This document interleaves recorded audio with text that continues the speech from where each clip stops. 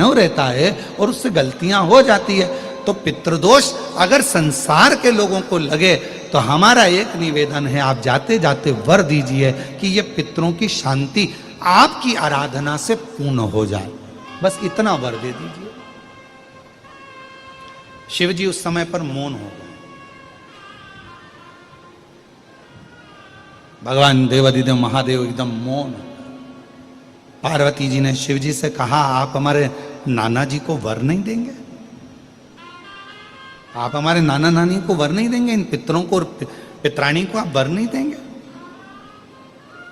शिव जी ने वर दिया मां पार्वती जी के नाना जी को और अपने नाना ससुर को। हे पितृदेव,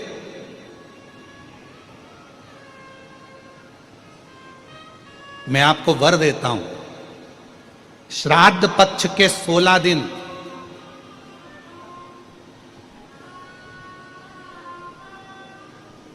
यदि संसार का कोई मनुष्य बेल दूध का प्रयोग करता है, बेल दूध से मतलब होता है बेलपत्र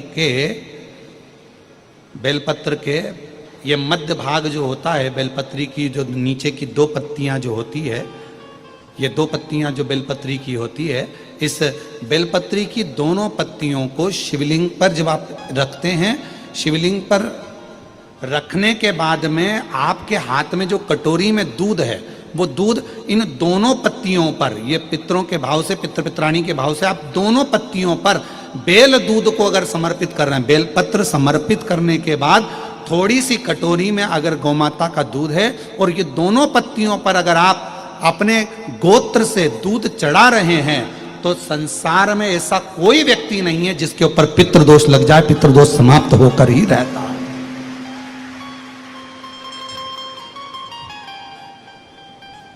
शिवलिंग पर बेलपत्र चढ़ाई, बेलपत्र चढ़ाकर ये नीचे की जो पत्ती है, आपका जो दूध का भाग है, वो 2 पत्ती पर चढ़ना चाहिए, तीसरी पत्ती पर जल का भाग आता है।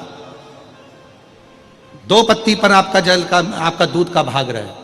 और जब बेल दूध का प्रयोग आप करते हैं और दूध बाबा को 16 दिन श्राद्ध के अगर कोई कह दे कि आपके घर में पितृदोष है, ये दोष है, वो दोष है, सारे दोष आपके यहाँ लग गए हैं और आपके यहाँ ये 4 लक्षण अगर पितृदोष के दिख रहे हैं जो पहले कथा में वर्णित किए, अगर ये लक्षण दिख रहे हैं तो श्राद्ध पक्ष के 16 दिन पहले दिन से आप चालू हो जाओ। बेलपत्री शिव जी को चढ़ाया, कटोरी में या चम्मच में 2 बूंद का भी अगर दूध लेकर गए हो, थोड़ा सा भी, बस 2 पत्ती पर आपने दूध समर्पित करा और 1 लोटा जल जो तीसरे नंबर की पत्ती है उस पर समर्पित करा। आपको 16 दिन करने के बाद आपको खुद अनुभव होगा 17वें और 18वें दिन से कि मेरे घर में ऐसा लग रहा है कि सब शांति है और कोई किसी से चिढ़कर बात नहीं कर रहा। लक्ष्मी की वृद्धि अपने आप होना प्रारंभ हुई, कैसा भी। और यहां तक शिव महापुराण की कथा कहती है, किसी की फैक्ट्री बंद हो गई, किसी की दुकान बंद हो गई, चलते चलते अगर किसी का व्यापार बंद हो गया, 4 दिन चल रहा था, बहुत अच्छा चला, उसके बाद एकदम डाउन आ गया, कोई प्रशासनिक कार्रवाई हो गई, कोई अदालती कार्रवाई हो गई, कोई परेशानी सामने आकर खड़ी हो गई है, तो भी अगर प्रति 16 दिन तक लगातार शंकर भगवान के शिवलिंग पर बेल दूध का प्रयोग किया गया है, तो आप 17वें दिन से अंदाजा लगा लेंगे कि आपका धीरे धीरे धीरे धीरे धीरे धीरे जो फैक्ट्री बंद सी थी वो ऊर्जावान हो गई है, चलना प्रारंभ हो गई। बेल दूध का इतना प्रभाव पड़ता है, इतना प्रभाव, बेल दूध का इतना महत्व। शिव जी के एक पत्र है, अच्छा है, देखिए। मेरा नाम आरती राम बिराजदार, मैं पुणे